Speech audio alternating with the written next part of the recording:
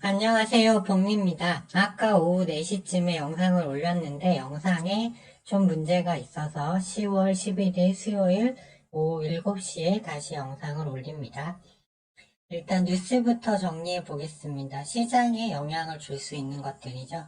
연준 위원들이 10년물 국채금리가 이미 많이 올라서 금리 1의 인상 효과와 같다. 그래서 금리 더 오래 안 올려도 된다라고 일관적으로 발언을 하면서 시장이 안도했어요. 그래서 나스닥이 이렇게 3일 연속 양봉을 뽑았습니다. 참고로 올해 FOMC 회의는 11월과 12월에 두 차례 남아 있습니다. 오늘 저녁은 생산자 물가지수 PPI, 내일은 소비자 물가지수 CPI가 나와요. 그래서 이게 제일 큰 변곡점이 된다고 말씀드렸습니다. 어찌됐든 지금 핵심은 물가니까요. 메가 이슈는.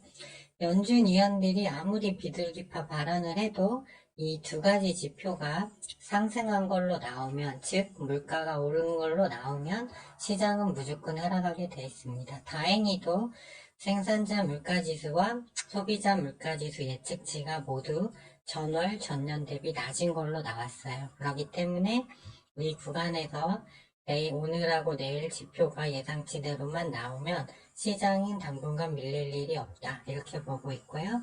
여기에 유가까지 내려와 준다면 골디락스 장세가 올 수 있다. 이렇게 기억하시면 될 것 같습니다.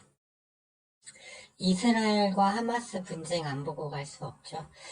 이란으로의 확산 여부가 제일 중요한데요. 이란은 칼같이 선을 긋고 있습니다.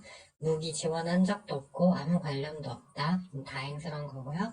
또 이제 그 하마스 외에 헤즈볼라를 막기 위해 미국이 항모를 한 대 더 파견해서 두 대를 지금 파견한 상태입니다. 이스라엘은 이제 지상군 투입을 앞두고 있다는 뉴스가 많이 나와요. 그런데 딜레마가 있습니다. 점령을 해도 이 통치 누가 할 겁니까? 이거 어렵고, 또 이스라엘 군인도 시가전을 하게 되기 때문에 많이 죽게 돼요. 그렇기 때문에 딜레마가 있습니다. 팔레스타인 자치기구가 푸틴과 오늘 면담을 하고요. 이집트는 적극적으로 중재 노력을 하고 있으며 아랍연합 외무장관이 오늘 또 다 모여서 회의를 합니다. 그렇기 때문에 안정화 수순으로 갈 확률이 높아졌고요. 특히 사우디는 즉 보안이 나라의 사활이 걸린 일이기 때문에 미국, 이스라엘과의 밀착이 더 가속화되고 이는 결국 미국이 바라는 석유 증산으로 이어져서 물가 안정화 요인이 될 것으로 보고 있습니다. 시장의 호재죠. 국내 증시는 어제 공매도 세력의 농간의 마지막 이제 그런 농간의 노란한 하루였는데 오늘부터는 이제 본격 상승 구간 우리 증시도 들어간다고 말씀을 드렸는데요. 오늘 외인 기관 매수세로 반등이 나왔습니다. 다만 좀 아쉬운 점은 기관이 주로 많이 샀고요. 외인은 1,000억 정도밖에 사지 않았습니다. 그리고 오늘은 개인이 증시가 반등 중임에도 7천억 매도가 나왔어요.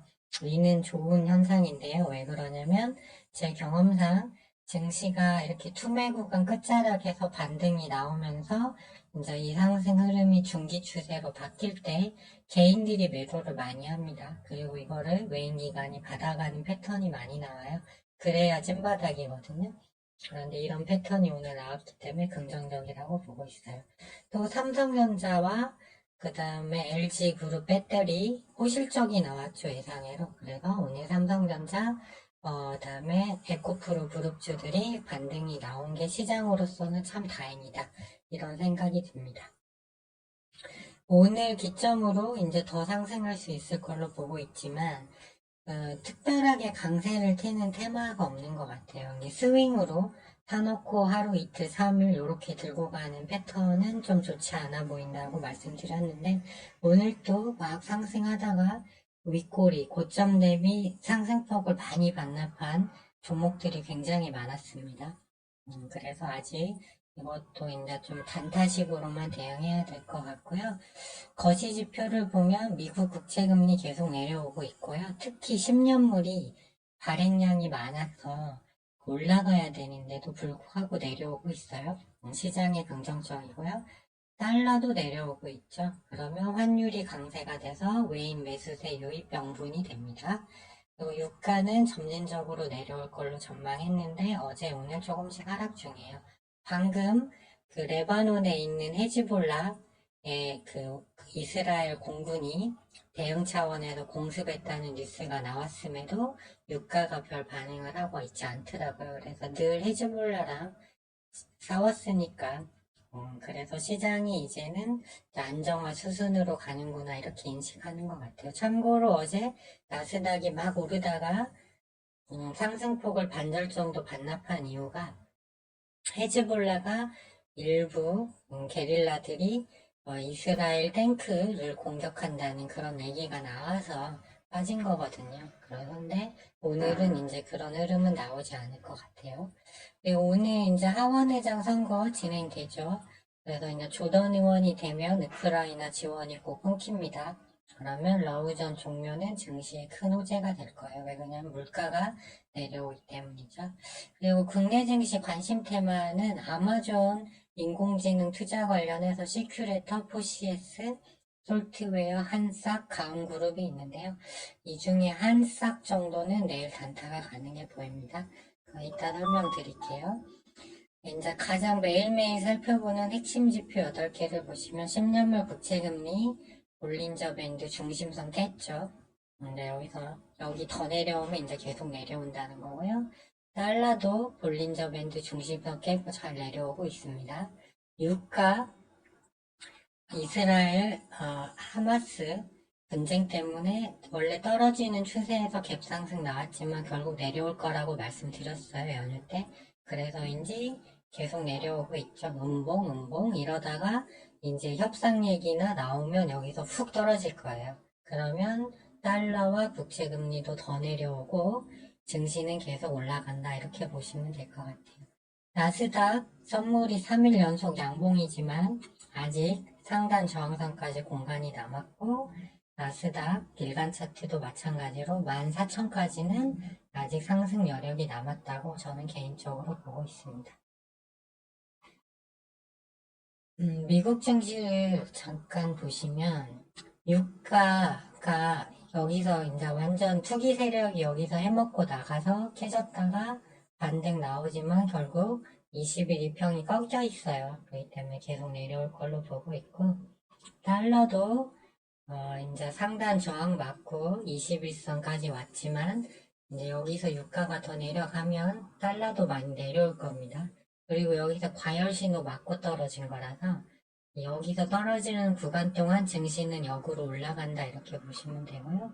나스닥 같은 경우 1월부터 7월까지 유지됐던 장기 추세 라인을 힘겹게 다시 위로 올라왔어요. 그래서 위에 저항 라인까지 아직 공간이 남았죠.